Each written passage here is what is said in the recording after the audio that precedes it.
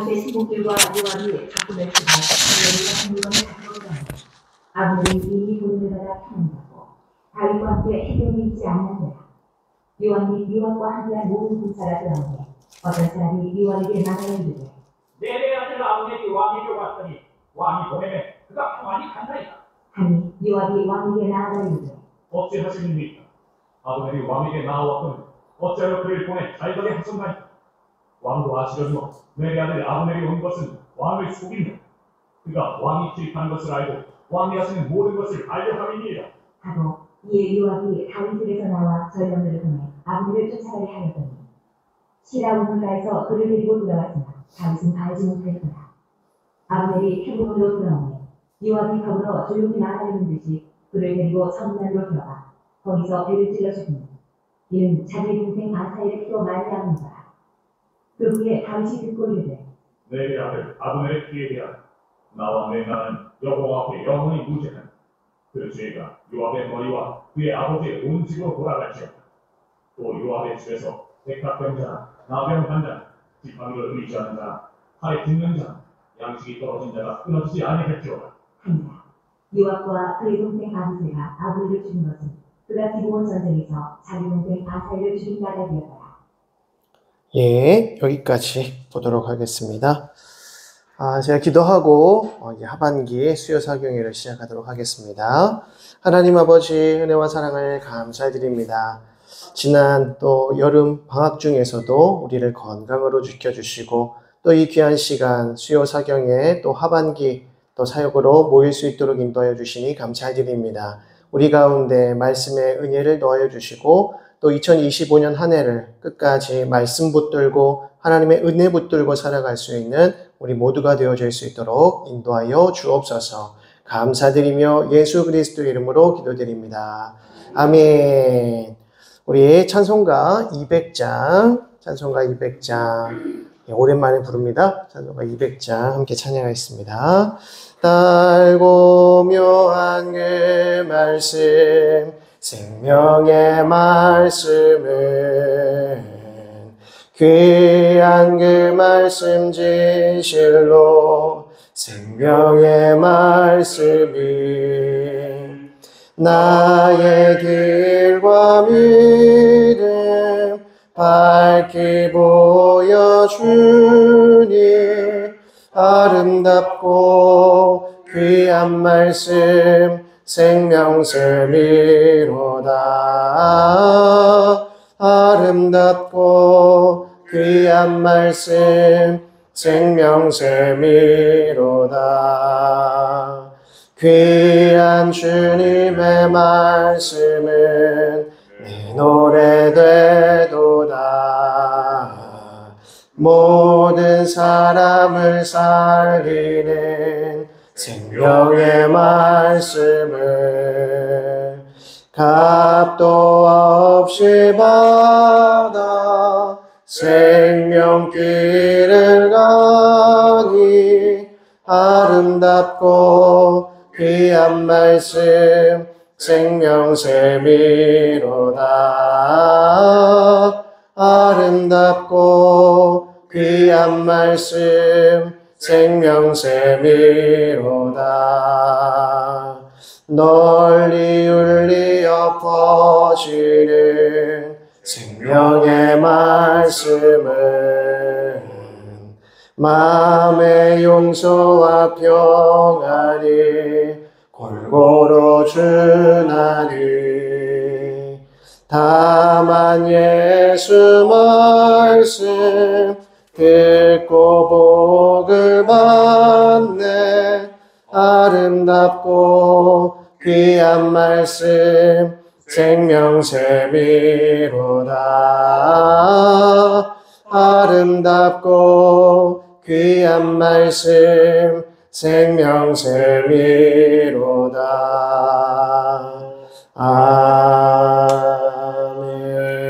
아멘.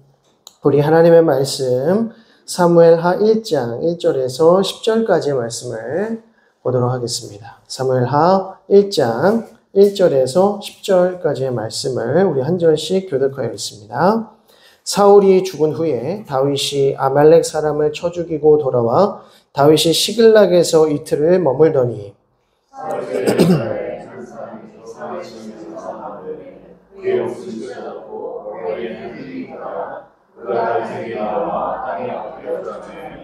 다윗이 그에게 묻되 너는 어디서 왔느냐 하니 대답하되 이스라엘 진영에서 도망하여 왔나이다 하니라. 다윗이 그에게 이르되 어떻게 되었느냐 너는 내게 가라. 그가 대답하되 군사가 전쟁 중에 도망하기로 하였고 우리 가운데 얻어져 죽은 자도 많았고 사울과 그의 아들들도 죽었나이다 하니라. 다윗이 자기에게 알리는 청년에게 묻되 사울과 그의 아들 요나단이 죽은 줄을 내가 어떻게 하느냐.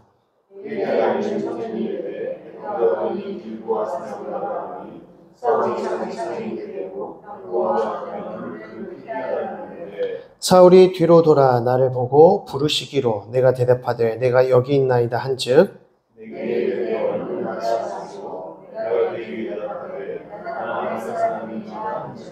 또 내게 이르시되 내 목숨이 아직 내게 완전히 있으므로 내가 고통 중에 있나니 청하건대 너는 내 곁에 서서 나를 죽이라 하시기로.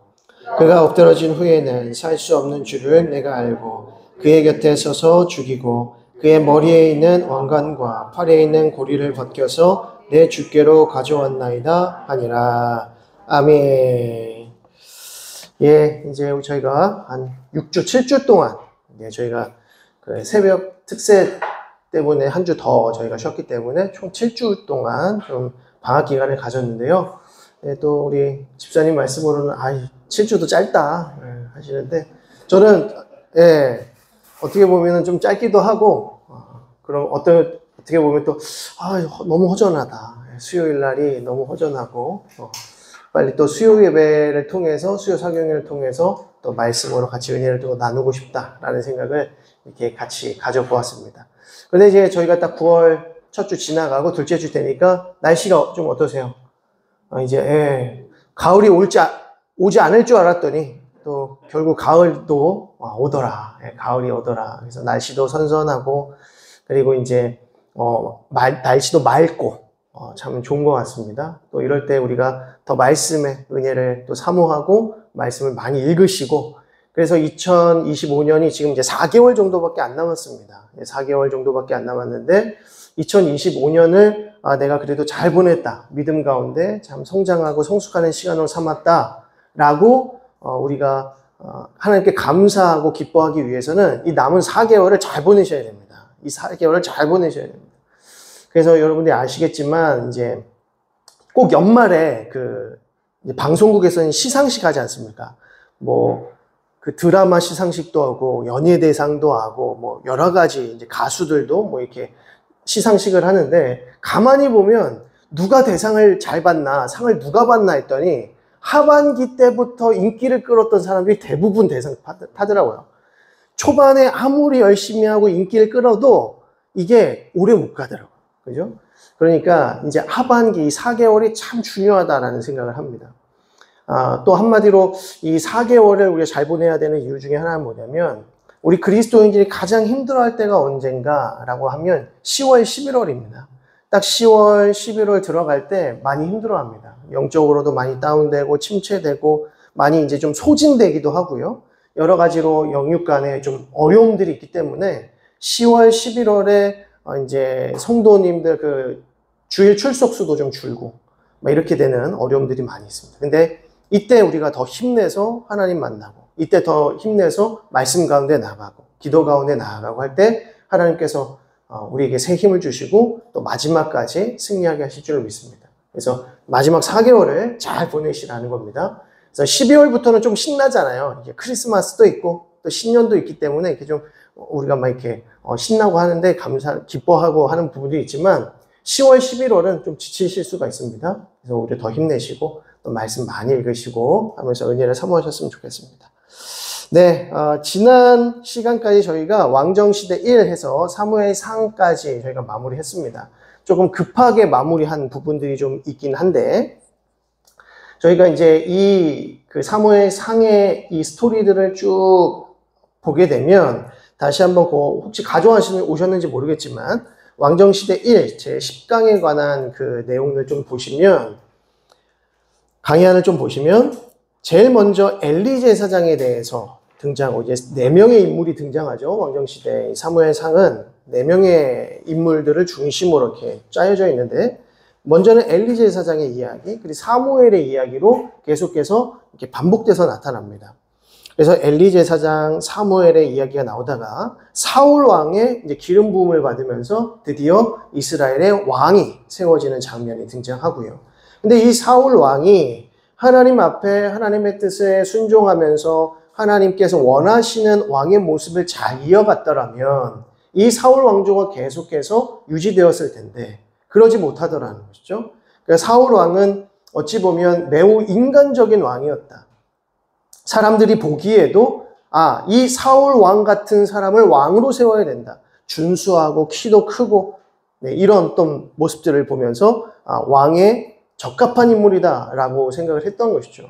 근데 이제 사울 왕 역시도 사람들에게 이제 인정받기 위한 또 사람들이 나를 왕으로 세워줬기 때문에 나도 이 사람들에게 좀 인정받는 왕이 되고 싶다라고 하는 것이 굉장히 컸습니다. 그래서 사람들에게 잘 보이기 위한 노력들을 해 나가는 것이죠. 그러니까 하나님께서 세우신 이스라엘의 왕은 하나님의 뜻을 이루어가면서 하나님 마음에 합한 자로 하나님을 존중히 여기는 자여야 된다는 것이죠. 그래야 하나님께서 그를 존중히 여기시고 그의 왕권을 지키시는 것입니다. 근데 사울 왕은 그러지 못했다는 겁니다. 그래서 크게 2가지 죄악을 범하면서 결국 그 왕위가 오래가지 못하고 하나님께서 후회하셨다라고 하실 정도의 책망을 받게 되는 것이죠. 그래서 이제 다윗이 기름 부음을 받습니다.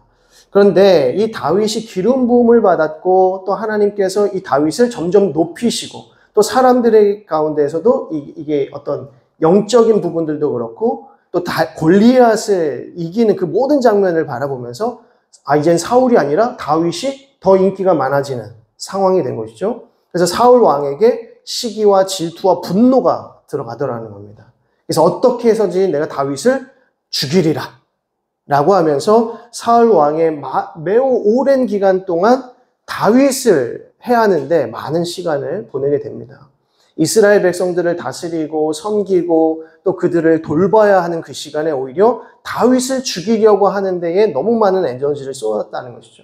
그럼 결국 다윗도 붙잡지도 못한 상황에서 결국 나중에 비참한 죽음에 이르게 되는 것입니다. 그게 이제 사무엘상 전체의 어떤 스토리이고요. 그럼 이 사무엘상이 이야기하고자 하는 바는 무엇인가라고 했을 때 결국 다윗 왕이 핵심입니다. 그러니까 하나님께서 기뻐하시는 왕을 통해서 하나님께서 하나님의 나라를 어떻게 견고히 세워가시는가, 이게 사무엘상과 사무엘하의 전반적인 내용입니다. 하나님의 마음에 합한 왕을 통하여서 하나님께서 하나님의 나라를 견고하게 세워가시더라는 것이죠. 그런데 반대로 사울과 같은 왕을 세워놓으니까, 사울 왕같이 인간적인 세상적인 왕을 세워놓으니까 하나님의 나라가 전혀 세워지지 못하더라는 것입니다. 그것을 굉장히 이게 대립적으로 보여주고 있는 것이 사무엘상과 사무엘하 이야기죠. 그러니까 사무엘상과 사무엘하는 결국 하나님 마음에 합한 왕, 곧 다윗에 대한 스토리다라는 것이죠. 그런데 바로 전 성경이 무엇입니까? 룻기서고요.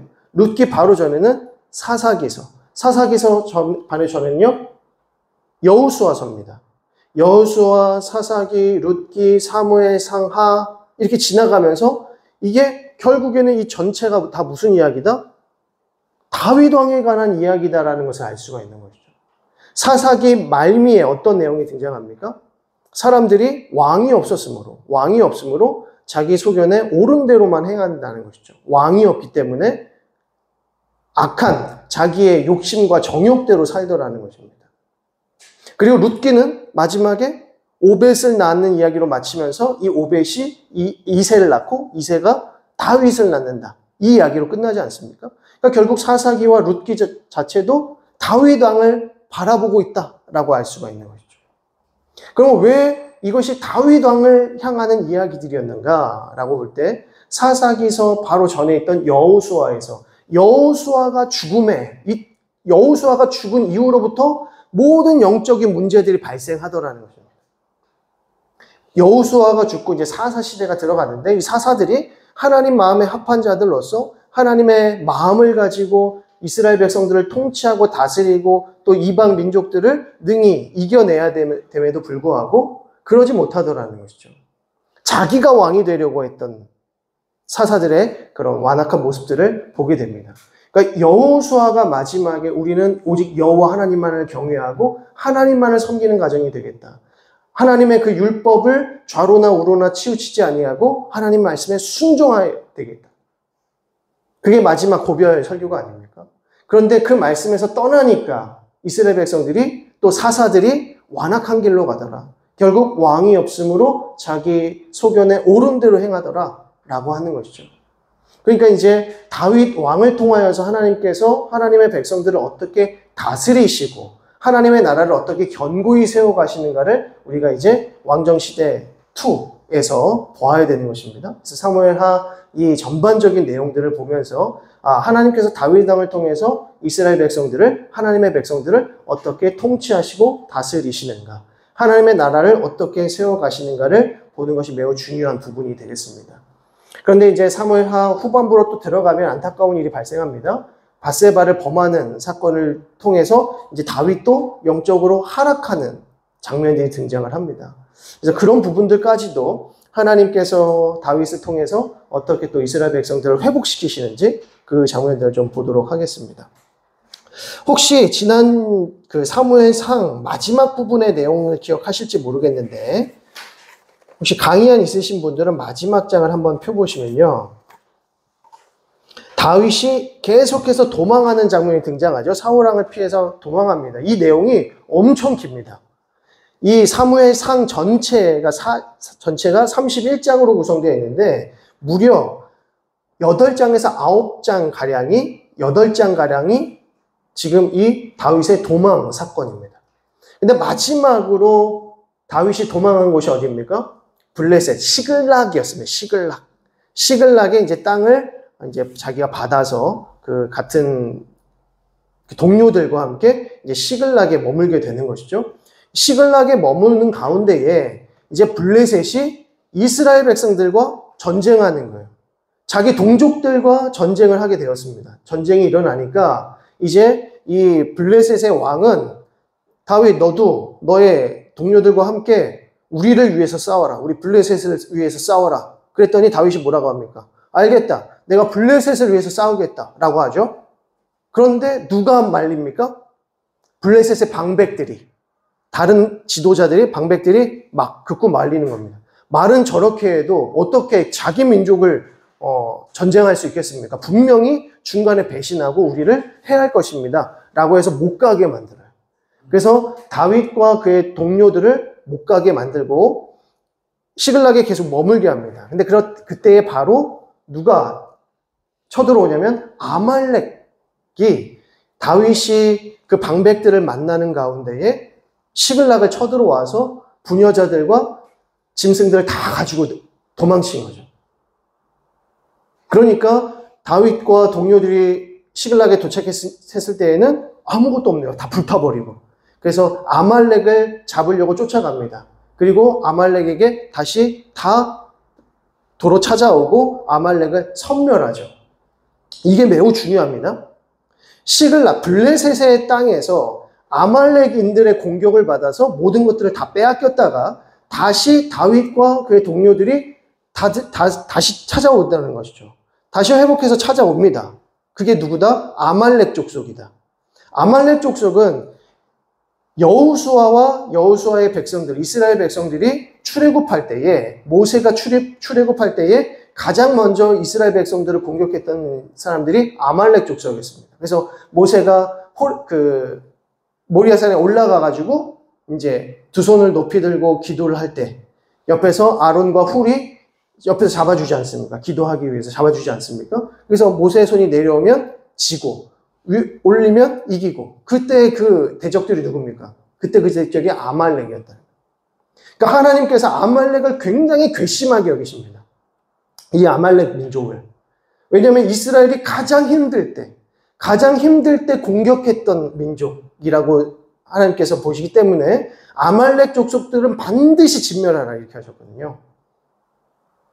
근데 그 아말렉 족속들이 또 블레셋 시글락을 들어와서 다윗과 그의 동료들을 괴롭게 하더라는 것이 매우 중요한 포인트가 됩니다. 왜냐하면 그것이 오늘 사무엘 하 1장을 들어가는 데 있어서 굉장히 중요한 연결고리가 되고 있기 때문입니다. 자, 이제 사무엘 하를 좀 보도록 하겠습니다. 왕정시대 2 사무엘 하 이야기인데요. 사무엘 하 1장 1절을 이렇게 보게 되면 어떻게 시작하는가? 사울이 죽은 후에 이렇게 시작을 합니다. 사울이 죽은 후에 다윗이 아말렉 사람을 쳐 죽이고 돌아와 다윗이 시글락에서 이틀을 머물더니 라고 하죠. 지금 이 내용이 바로 사무엘 상 마지막 부분의 이야기입니다. 시글락으로 아말렉 족속들이 쳐들어와서 모든 것을 다 약탈해 갔을 때 다시 다윗이 쫓아가서 그것들 다 도로 찾아오고 아말렉들을 섬멸하는 장면. 그래서 아말렉 사람을 쳐 죽이고 돌아와서 시글락에 이틀을 머물고 있을 때 3일째 되는 날에 한 사람이 사울의 진영에서 나왔다. 사울의 진영이라 하면 이스라엘 백성 진영인 것이죠. 이스라엘 진영에서 이렇게 왔는데 그의 옷은 찢어졌고 머리에는 흙이 묻어 있었다. 이렇게 말합니다. 옷은 굉장히 남루한 옷을 입고 있었고 머리에 재까지 쓰고 있었다는 것입니다. 그러면서 다윗에게 찾아와서는 땅에 엎드려 절합니다. 그리고 3절에 다윗이 그에게 묻되 너는 어디서 왔느냐 하니 대답하되 이스라엘 진영에서 도망하여 왔나이다 아니라 다윗이 그에게 이르되 일이 어떻게 되었느냐 라고 하니까 뭐라고 합니까? 사울과 그의 아들 요나단이 다 죽었습니다 라고 보고하는 겁니다. 자, 5절 다윗이 자기에게 알리는 청년에게 묻되 사울과 그의 아들 요나단이 죽은 줄을 네가 어떻게 아느냐? 네가 어떻게 아느냐? 라고 했더니 6절에 그에게 알리는 청년이 이르되 내가 우연히 길보아 산에 올라가 보니 우연히 길보아 산에 올라가 보니까 사울이 자기 창에 기대고 병거와 기병은 그를 급히 따르고 있었다 이렇게 말합니다. 사무엘상 마지막 31장을 잠깐 보시겠습니다. 사무엘상 31장 한 장 앞에 보시면 31장 1절을 보면 블레셋 사람들이 이스라엘을 침해 이스라엘 사람들이 블레셋 사람들 앞에서 도망하여 길보아 산에서 엎드려 죽으니라. 블레셋 사람들이 사울과 그의 아들들을 추격하여 사울의 아들 요나단과 아비나답과 말기수아를 죽이니라. 사울이 패전함에 활 쏘는 자가 따라잡으니 사울이 그 활 쏘는 자에게 중상을 입느니라. 그가 무기를 든 자에게 이르되 내가 칼을 빼어 그것으로 나를 찌르라 할례 받지 않는 자들이 와서 나를 찌르고 모욕할까 두려워하노라 하나 무기를 든 자가 심히 두려워하여 감히 행하지 아니하는지라. 이에 사울이 자기의 칼을 뽑아서 그 위에 엎드러지매 무기를 든 자가 사울이 죽음을 보고 자기도 자기 칼 위에 엎드러져 그와 함께 죽으니라. 사울과 그의 세 아들과 무기를 든 자와 그의 모든 사람이 다 그날에 함께 죽었더라 이렇게 말합니다. 사울이 어떻게 죽었습니까? 블레셋인들에게 계속 쫓김을 당하다가 거의 다 쫓김을 받은 상황에서 활 쏘는 자의 그 활에 맞아서 먼저 중상을 입게 되고 더 이상 살 수 없을 것 같다라고 판단이 들었기 때문에 자기 옆에 있던 자기에게 칼을 든 자, 이제 몸종이죠. 칼을 든 자에게 자기를 찌르라고 말합니다. 그런데 그럴 수 없다는 것이죠. 왕을 제가 어떻게 제 손으로 그렇게 하면 그럴 수 없습니다. 라고 할 때에 어떻게 합니까? 사울이 그 칼을 빼와서 스스로 자결하게 되는 거죠. 그 자결하는 모습을 보고 옆에 있던 그 무기 든 자가 사울 왕이 죽은 것을 보고 자기도 자결했다 이렇게 말합니다. 그러니까 지금 오늘 1장에 사무엘하 1장에서 이 한 소년이 말하는 한 사람이 말하는 이 내용이 맞는 말입니까? 틀린 말입니까? 맞는 말입니까? 틀린 말입니까? 자, 다시 한번 7절을 보시겠습니다. 사울이 뒤로 돌아 나를 보고 부르시기로 내가 대답하되 내가 여기 있나이다 한즉 내게 이르되 너는 누구냐 하시기로 내가 그에게 대답하되 나는 아말렉 사람이니라 한즉 또 내게 이르시되 내 목숨이 아직 내게 완전히 있으므로 내가 고통 중에 있나니 청하건대 너는 내 곁에 서서 나를 죽이라 하시기로 그가 엎드러진 후에는 살 수 없는 줄을 내가 알고 그의 곁에 서서 죽이고 그의 머리에 있는 왕관과 팔에 있는 고리를 벗겨서 지금 다윗 왕께로 왔습니다. 이 얘기를 하는 겁니다. 그러니까 지금 이 한 사람이 누굽니까? 이 청년은 어느 나라 사람이에요? 아말렉 사람이에요. 아말렉 사람이 사울의 진영에 있었다. 그리고 사울 왕과 대화를 한 가운데에 그를 사울 왕을 죽였다. 이렇게 말을 하는 것이죠. 사울 왕은 어떻게 죽었습니까? 스스로 자결해서 죽었습니다. 그죠? 그러면 이 아말렉 사람은 몸종도 아닙니다. 몸종일 수도 없습니다. 아말렉 족속을 종으로 삼지 않습니다. 게다가 사무엘이 아말렉 족속의 짐승들을 왜 남겨두었습니까? 라고 책망했을 때 마지막 남은 아말렉 사람 아각을 죽이지 않습니까?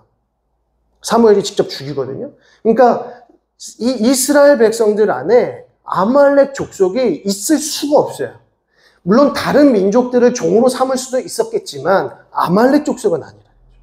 그러니까 아말렉 족속이 지금 사울 왕과 함께 뭔가 이렇게 동족적으로 이렇게 좀 도움을 줄 수 있는 위치에 있었다? 그것이 아니라는 겁니다. 그러면 이 아말렉 사람이 사울을 죽였을까요? 죽이지도 않았습니다. 자, 그러면 이게 뭡니까? 아말렉 사람은 지금 뭐 하고 있다? 다윗 왕에게 거짓말을 하고 있다. 라고 결론을 내릴 수가 있는 겁니다. 그러니까 이거는 지금 갑자기 아말렉 사람이 딱 등장을 하면서 다윗 왕에게 지금 거짓말을 하면서 뭐 해달라는 거예요? 자기를 좀 알아달라고 하는 것이죠. 이 아말렉 사람은 실제로 어디서 왔을까요? 지금 다윗과 다윗의 동료들이 누구 죽이고 왔어요? 아말렉 족속 죽이고 왔어요. 아말렉 족속 잡고 왔다는 말이죠. 그러니까 이 아말렉 사람이 어디로부터 왔느냐라고 했을 때 아마 다윗과 그의 동료들이 아말렉을 칠 때에 어디에 이렇게 좀 숨어 있었다가 자기의 생명을 연명하고자 다시 다윗을 찾아왔을 가능성이 높다는 것이죠. 아니면 또 다른 뭔가 꿍꿍이가 있든지. 어찌되었든 이 사람이 10절에 보시면 왕관과 팔에 있는 고리를 가지고 왔다라고 하는 겁니다. 이 말인즉슨 사울 왕이 가지고 있던 이 왕권이 이제 당신 거 아닙니까?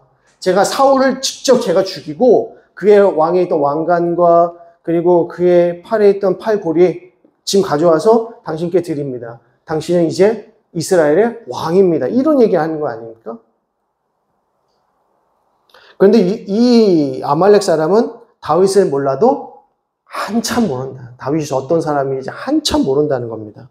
자, 11절을 보면 이에 다윗이 자기 옷을 잡아 찢음에 함께 있는 모든 사람도 그리하고 사울과 그의 아들 요나단과 여호와의 백성과 이스라엘 족속이 칼의 죽음으로 말미암아 저녁 때까지 슬퍼하며 울며 금식하니라. 다윗이 그 소식을 전한 청년에게 묻되 너는 어디 사람이냐 대답하되 나는 아말렉 사람 곧 외국인의 아들이니이다 하니 다윗이 그게 이르되 네가 어찌하여 손을 들어 여호와의 기름 부음 받은 자 죽이기를 두려워하지 아니하였느냐 하고 다윗이 청년 중 한 사람을 불러 이르되 가까이 가서 그를 죽이라 하매 그가 침에 곧 죽으니라. 다윗이 그에게 이르기를 내 피가 내 머리로 돌아갈지어다. 내 입이 내게 대하여 증언하기를 내가 여호와의 기름 부음 받은 자를 죽여노라 함이니라 하였더라. 그러니까 아말렉 사람이 사울을 죽였든지 죽이지 않았든지 다윗은 그를 죽였고 그리고 그 모든 책임을 이 사람에게 다 덮어 씌웠다는 거죠. 그러니까 다윗이 이 사람을 완전히 저주하는 겁니다. 진짜 사울 왕을 죽였는지 안 죽였는지는 중요치 않고 지금 이 사람이 사울 왕을 내가 죽였고 그리고 그 모든 이 잔여물을 다윗에게 가지고 와서 헛된 생각들을 하고 있다는 이 모든 정황들을 살펴볼 때 죽어 마땅할 뿐만 아니라 이 죄까지도 다 전가해서 너는 저주받아야 된다 라고 하는 거죠. 자, 우리는 여기서 볼 때 다윗이 사울 왕을 죽이지 않는다.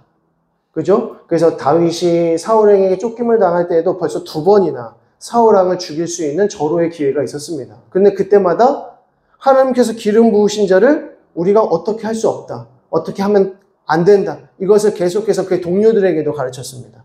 오히려 옆에 있었던 요압이나 친한 친구와 동료들은 뭐라고 합니까?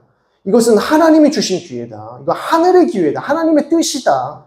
라고 했는데도 다윗은 사울에게 손끝 하나 대지 않습니다. 하나님께서 기름 부으신 자라는 거죠. 이게 다윗의 마음의 태도고 자세입니다. 하나님이 지금 어떻게 일하고 계시는가? 하나님은 과연 어떤 분이신가? 하나님께서 왜 사울에게 기름 부으셨는가? 이 모든 부분에 대해서 다윗은 하나님의 뜻과 하나님의 권위에 자기의 모든 삶의 태도를 보여주고 있다는 거죠. 삶의 의지, 결정을, 선택을 다 그러한 방식으로 하고 있다는 거죠.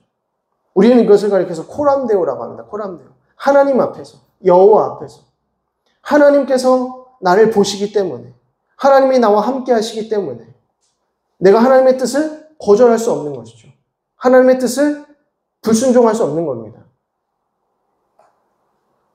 그러니까 오늘 본문에서도 슬피 울었다. 왜냐하면 하나님께서 기름 부으신 사울 왕이 어떻게 해야 합니까? 하나님의 뜻에 순종하고 이스라엘 백성들을 말씀으로 다스리고 하나님의 뜻으로 다스리고 하나님의 그 헤세드의 사랑으로 품고 다스려야 될 하나님의 영적 지도자가 안타까운 결말을 맞게 되고 안타까운 죽음, 처참한 죽음을 당하는 것에 대해서 너무나 슬펐다는 것이죠. 또 누가 죽었습니까? 사랑하는 요나단, 그렇죠? 친구 요나단이 죽었습니다. 그래서 17절부터 보게 되면 사울과 요나단을 위한 다윗의 조가 이렇게 해가지고 슬픈 노래로 조상했다라고 합니다. 이것을 소위 화레노래라고 부르는데요. 화레노래라고 부르는데 사울 왕과 요나단의 죽음에 대해서 이제 슬피 울며 이제 애가를 부르는 장면입니다. 그래서 여기서 보시면 19절에 이스라엘아 내 영광이 산 위에서 죽임을 당하였도다. 오호라 두 용사가 엎드러졌도다 라고 하고요. 21절에 길보아 산들아 너희 위에 이슬과 비가 내리지 아니하며 재물 낼 밭도 없을지어다. 거기서 두 용사의 방패가 버린 바 됨이니라. 여기서 두 용사가 나오고요. 23절에 사울과 요나단이 생전에 사랑스럽고 아름다운 자이러니 죽을 때에도 서로 떠나지 아니하였도다 라고 합니다. 물론 사울과 요나단의 관계가 어떠했는지 그렇게 친밀한 관계였는지는 알 수 없지만 하나님께서 사울과 요나단을 한 부자지간으로 태어나게 하시고 또 하나님의 나라를 위해서 싸우게 하셨다라고 하는 것을 보면서 지금 다윗이 뭐라고 노래합니까? 두 용사였다. 하나님의 용사였다라고 부르는 것이죠. 25절에 오호라 두 용사가 전쟁 중에 엎드러졌도다라고 합니다. 그래서 계속해서 두 용사 이렇게 고백을 하죠. 27절 오호라 두 용사가 엎드러졌으며 싸우는 무기가 망하였도다라고 합니다.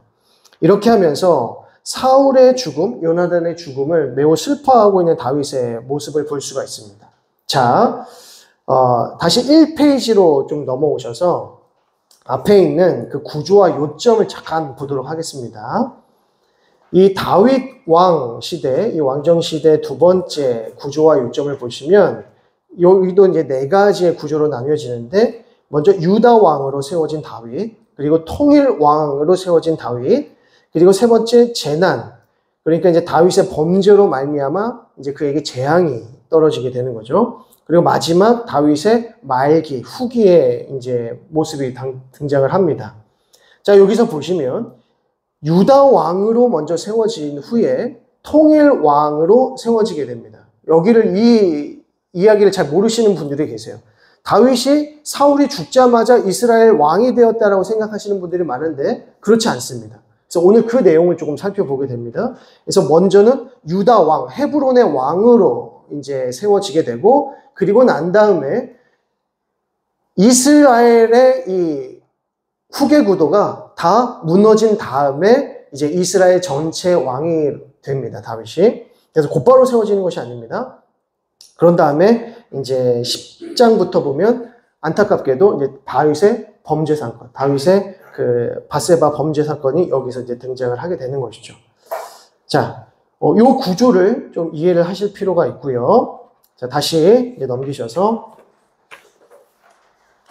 지금까지 저희가 잠깐 다룬 내용이 바로 1장의 내용이었습니다. 다윗이 애도한 내용. 그래서 아말렉 청년의 보고가 있었지만 그것은 거짓말이었다라고 하는 것이고 다윗에게 좋게 보이기 위한 아말렉 청년의 거짓말이었다는 것입니다.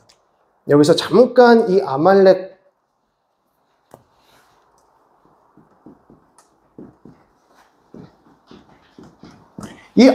족속은 계속해서 이스라엘 민족을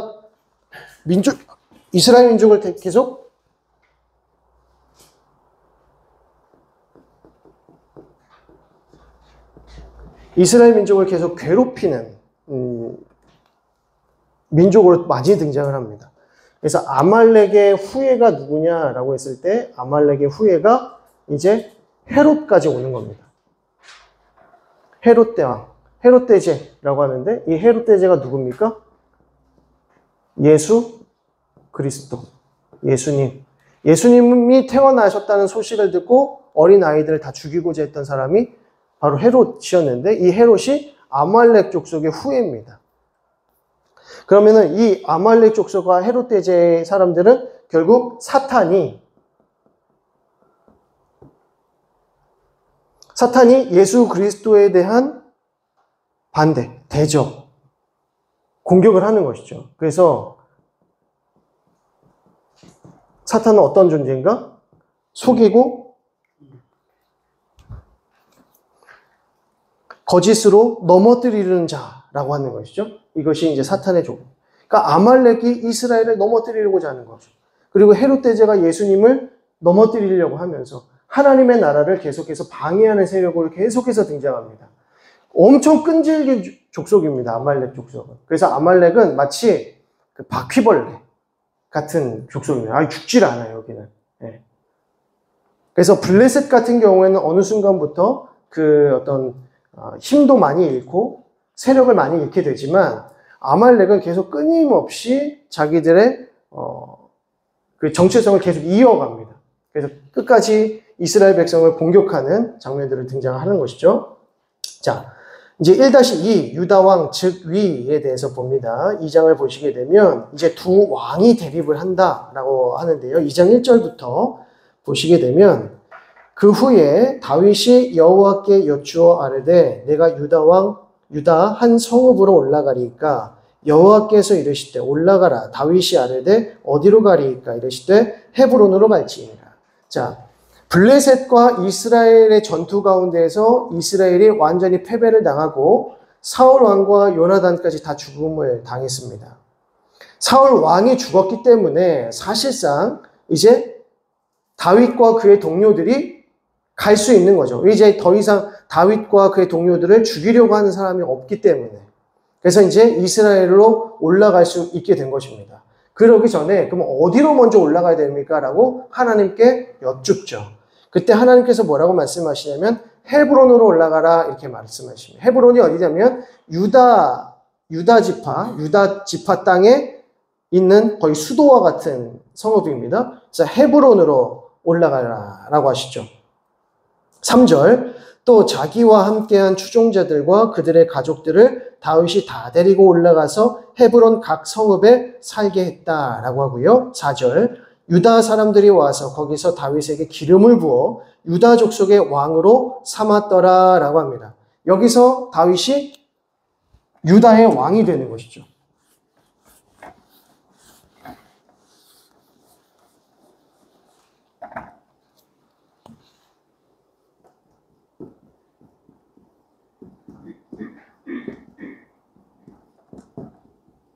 자, 여기서 이제 유다 왕 헤브론 성읍에서 이제 왕위를 받습니다.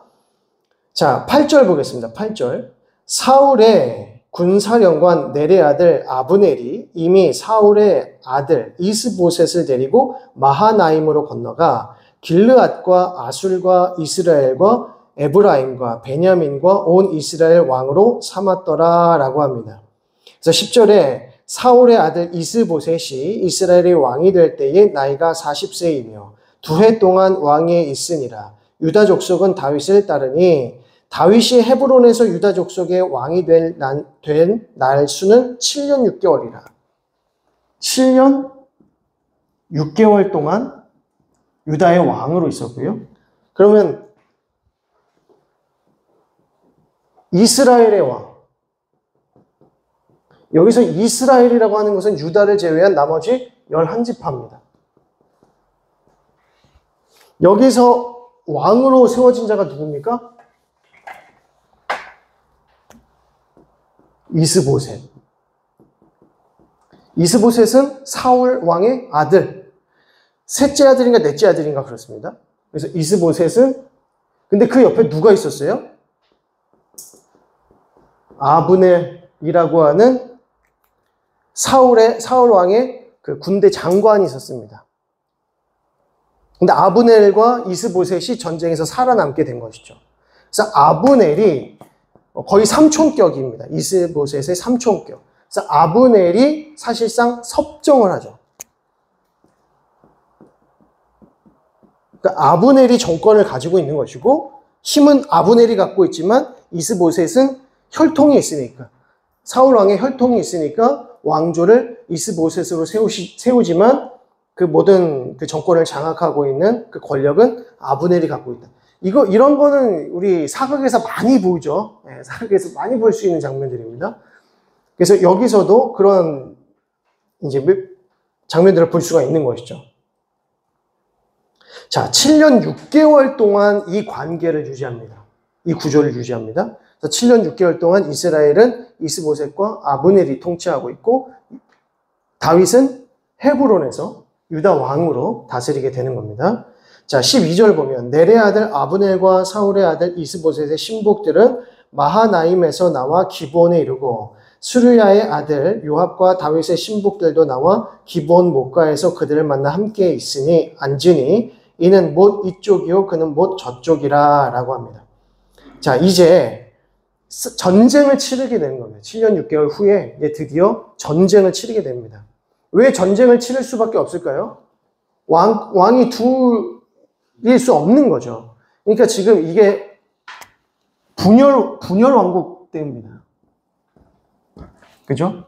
그래서 유다 왕과 이스라엘 왕이 따로 있는 구조예요. 그래서 나중에 이제 또 솔로몬 이후에 르호보암, 이제 솔로몬의 아들 르호보암과 그리고 북이스라엘 쪽, 이스라엘 지파 쪽에는 누가 정권을 잡습니까? 누가 정권을 잡죠? 누구의 길로 가지 말라? 저도 이름이 갑자기 생각이 안 나는데 여로보암의 길로 가지 마라. 여로보암의 길로 가지 마라 이렇게 말씀하셨죠. 그러니까 여로보암이 장관이었습니다. 되게 비슷하죠. 그래서 북이스라엘은 여로보암이 장악하고 밑에는 솔로몬의 아들 르호보암이 장악을 합니다. 그렇게 해서 북이스라엘과 남유다로 나뉘어지는데 그게 어색한 구조가 아니었다는 겁니다. 이미 다윗 때에 이러한 구조가 있었다는 것이죠. 그러니까 솔로몬 시대를 지나서 그 다음 시대인 르호보암 시대에 다시 똑같이 이런 구조가 딱 나타나는 겁니다. 그래서 다윗 왕도 유다의 왕으로 있을 때 7년 6개월 동안 이렇게 분열 왕국 시기를 지내고 있었다라는 것이죠. 자, 그러면서 이제 18절을 보시면 17절에 그날의 싸움이 심히 맹렬하더니 아브넬과 이스라엘 사람들이 다윗의 신복들 앞에서 패하니라 라고 합니다. 다윗의 신복들 앞에서 패하니라. 여기서 누가 승리합니까? 유다가 승리를 하는 것이죠. 18절 그곳에 스루야의 세 아들 요압과 아비새와 아사헬이 있었는데 아사헬의 말은 들로루같이 빠르더라. 이 세 명의 친구들이 되게 중요합니다. 요압과 아사헬과 아비새.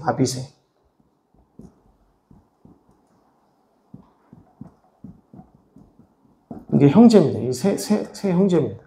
이 세 형제가 누구냐라고 했을 때 다윗의 신복들이에요.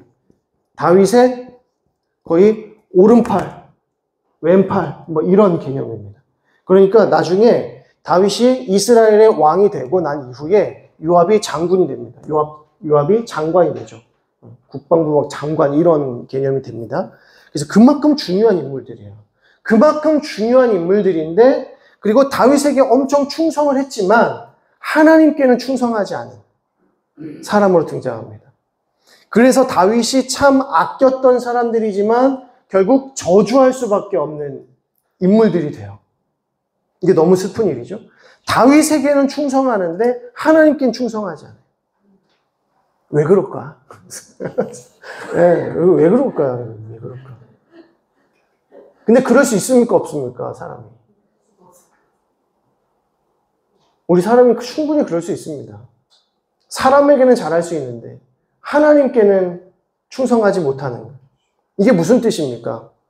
다윗은 하나님께 충성하는 사람이에요. 그래서 하나님이 세우신 사울에게도 충성하는 사람이에요. 근데 사울을 보고 충성하는 사람은 하나님께 충성하지 못할 수 있는 것이죠.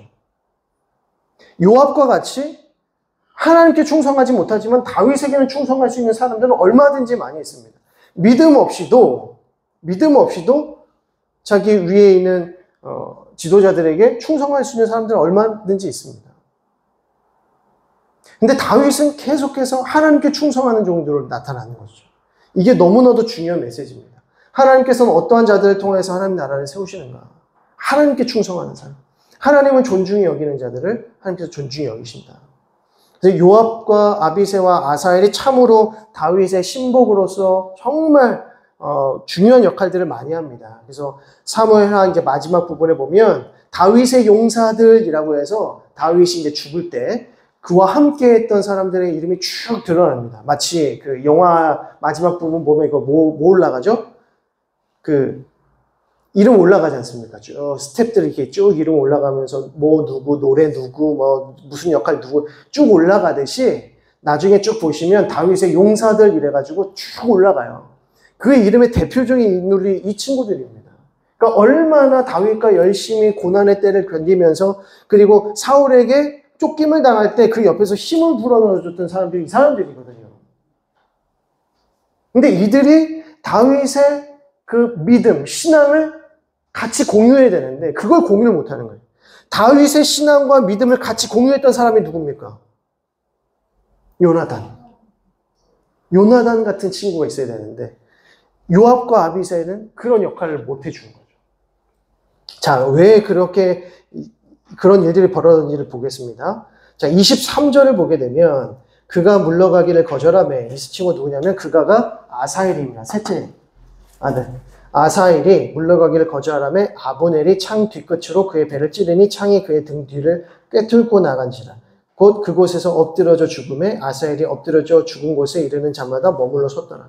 그러니까 지금 유다와 이스라엘이 전쟁을 치르는 가운데에서 유다가 승리를 하게 되니까 이스라엘 백성들이 도망을 치는 거죠. 그래서 아브넬도 도망을 칩니다. 근데 아사엘은 발이 너무 빠르대요. 그래서 들로루같이 빠르대요. 그래서 막 쫓아갑니다. 그래서 아브넬은 막 계속 쫓아가니까 아브넬이 뭐라고 합니까? 야, 더 이상 쫓아오지 마라. 내가 너를 어떻게 할 수가 없다. 만약에 내가 너를 어떻게 하면 나는 요압 앞에 설 수가 없다. 이 말을 하는 겁니다. 그러니까 중간에 다른 우리 이스라엘 군대들의 이 군복을 어디다가 취해서 나라고 생각하고 가져가라 라고 했는데 아사엘은 그럴 생각이 전혀 없는 거죠. 내가 아브넬 너를 반드시 죽이리라 하고 쫓아가는 거예요. 결국 누가 죽습니까? 아사엘이 죽습니다. 아사엘이 죽으면서 누구에게 이 한이 맺힙니까? 요압이 이제 눈이 뒤집어집니다. 요압이 이때부터 분별력을 완전히 상실해 버립니다. 자, 아브넬은 아사엘을 살리고자 했지만 결국 살리지 못하고 죽게 만들었습니다. 그래서 요압이 그 사실을 알고 이제 아브넬에게 복수심으로 이제는 싸우게 되는 겁니다. 이제 복수심을 가지고. 자, 28절 보겠습니다. 요압이 나팔을 불매 온 무리가 머물러 서고 다시는 이스라엘을 쫓아가지 아니하고 다시는 싸우지도 아니하니라. 그래서 일단은 마쳤습니다. 전쟁을 마쳤더니 30절을 보면 요압이 아브넬 쫓기를 그치고 돌아와 무리를 다 모으니까 다윗의 신복 중에 19명과 아사엘이 없었다. 그러니까 총 20명이 죽게 된 것이고요. 31절을 보니까 북이스라엘 지파들은 몇 명이 죽었습니까? 360명이 죽었다는 것입니다. 큰 차이가 난 것이죠. 자, 3장 1절을 보면 사울의 집과 다윗의 집 사이에 전쟁이 오래매 다윗은 점점 강하여 가고 사울의 집은 점점 약하여 가니라. 이게 매우 중요합니다. 여기서 어떤 표현이 등장하냐면 다윗의 집, 사울의 집. 사울의 집이라는 표현을 씁니다. 이게 이제 왕조를 의미하는데 시간이 가면서 다윗의 집은 강성하여지고 사울의 집은 약하여져 가더라 라고 하는 것이죠. 자, 3장 6절을 보겠습니다. 사울의 집과 다윗의 집 사이에 전쟁이 있는 동안에 아브넬이 사울의 집에서 점점 권세를 잡으니라. 사울에게 첩이 있었으니 이름은 리스바요 아야의 딸이더라. 이스보셋이 아브넬에게 이르되 내가 어찌하여 내 아버지의 첩과 통관하였느냐 하니 이게 무슨 말입니까? 아브넬이 힘을 점점 가지면서 이스보셋은 힘이 약해지는 거죠. 그때 아브넬은 사울의 첩과 관계를 맺었다는 것입니다. 이게 무슨 말이냐? 자기가 뭐가 되겠다? 왕이 되겠다. 사울 왕을 대신해서 내가 왕이 되겠다라고 하는 암묵적인 표시가 된 겁니다. 그러니까 이스보셋이 화가 난 것이죠. 이러면서 둘 사이가 굉장히 멀어집니다. 이 일로 인해서 둘 사이의 관계가 굉장히 많이 틀어지고요. 11절을 보시면 이스보셋이 아브넬을 두려워하여 감히 한마디도 대답하지 못하더라 라고 합니다. 그러니까 어찌하여 이렇게 했습니까? 당신이 어떻게 그럴 수 있습니까? 라고 하는데 아브넬이 이제 혼을 내는 겁니다. 너 지금 뭐 하는 거냐? 이렇게 하면서 내가 누구인데, 내가 사울왕에게 어떤 존재고 이스라엘에게 내가 어떤 존재인데 지금 네가 감히 나에게 첩 한 명 때문에 이런 대우를 하느냐라고 혼쭐을 낸 거죠. 그러니까 이스보셋이 두려워해서 한마디도 하지 못했다라고 합니다. 자, 12절에 아브넬이 자기를 대신하여 전령들을 다윗에게 보내 이르되 이 땅이 누구의 것이니까 또 이르되 당신은 나와 더불어 무엇을 맺자고요? 언약을 맺자고 합니다. 아브넬이 정권을 이제 손에 쥐고 나서 거의 다 이제 힘을 장악하고 난 다음에 제일 먼저 한 일이 뭐냐면 다윗에게 손을 내밀어서 우리 다시 연합합시다 이렇게 얘기를 합니다. 자, 이 이야기인 즉슨 어떤 그림이 좀 펼쳐질 수가 있겠습니까? 사울 왕의 왕위를 누가 받는다? 다윗이 받는다. 아브넬이 다윗에게 이 모든 권력을 이양을 해주면 다윗은 이스라엘의 왕이 되고 아브넬은 높은 자리에서 같이 통치할 수 있는 위치가 되겠죠. 이것을 생각한 겁니다. 그래서 이때에 다윗이 뭐라고 하냐면 13절 다윗이 이르되 좋다. 내가 너와 언약을 맺거니와 내가 내게 한 가지 일을 요구하노니 나를 보러 올 때에 우선 사울의 딸 미갈을 데리고 오라. 그리하지 아니하면 내 얼굴을 보지 못하리라 라고 합니다. 사울의 왕 미갈을 데리고 와라. 사울의 왕 미갈이 누굽니까? 다윗의 아내죠. 다윗의 아내였지만 사울 왕과의 관계가 끊어지고 난 다음에 사울이 다른 사람에게 시집을 보냈습니다. 그래서 이 지금 미갈을 다시 다윗의 아내로 맞아들여야 되는 상황이 된 것이죠.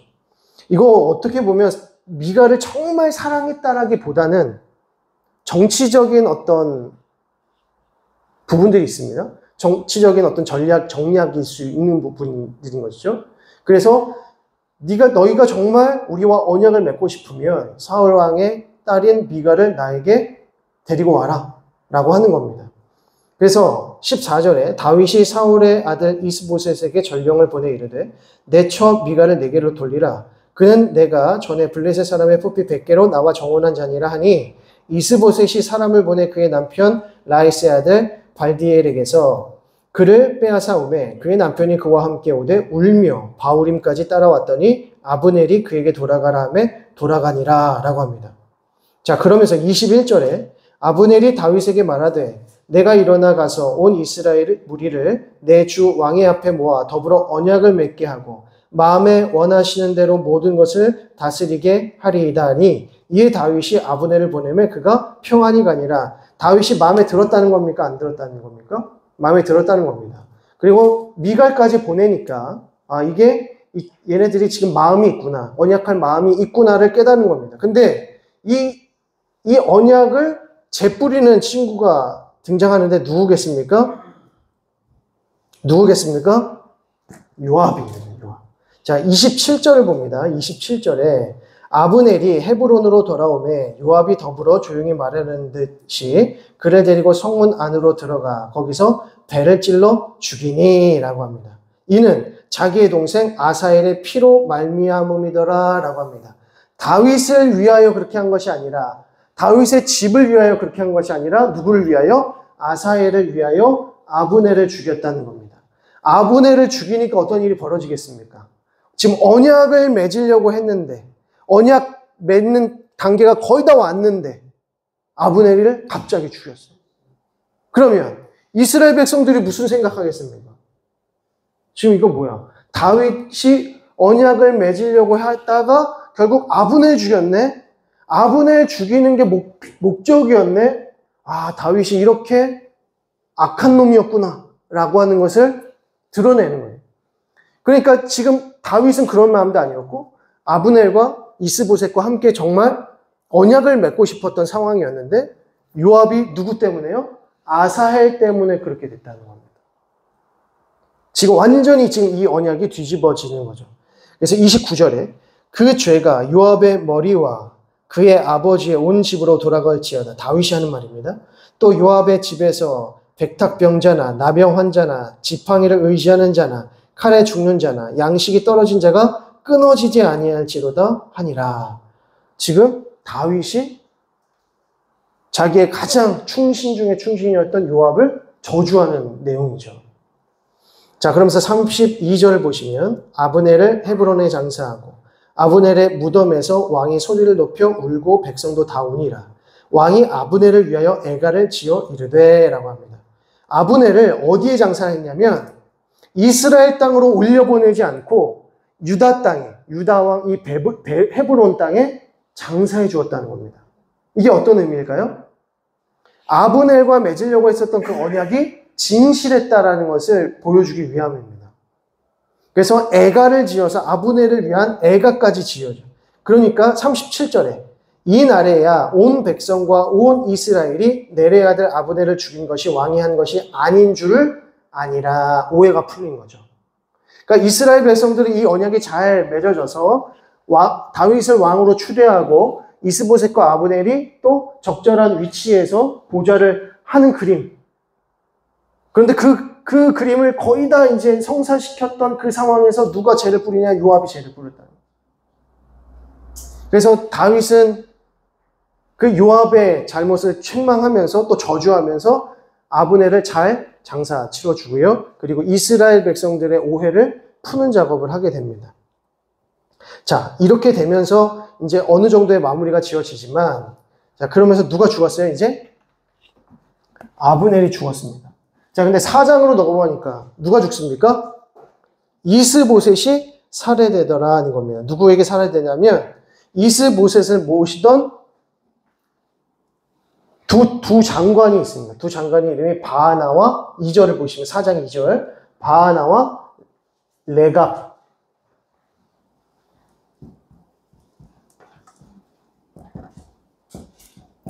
바하나와 레갑이라는 자가 이스보셋을 죽입니다.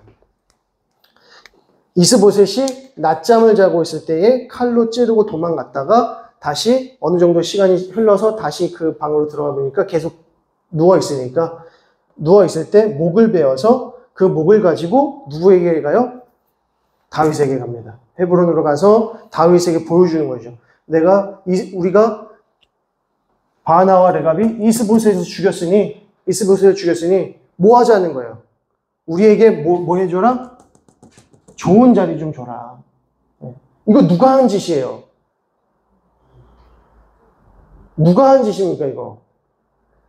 아말렉 족속이 한 거잖아, 아까. 아말렉 사람이. 사울 왕이 가지고 있던 왕관과 고리를 가져와서 다윗에게 가서 딱 보여주면서 제가 죽였습니다. 사울 제가 죽였습니다. 뭐 하자는 거예요? 저를 좋은 자리, 저에게 좋은 것들로 이렇게 갚아주십시오. 보상해 주십시오. 상 주십시오. 이 말인 거죠.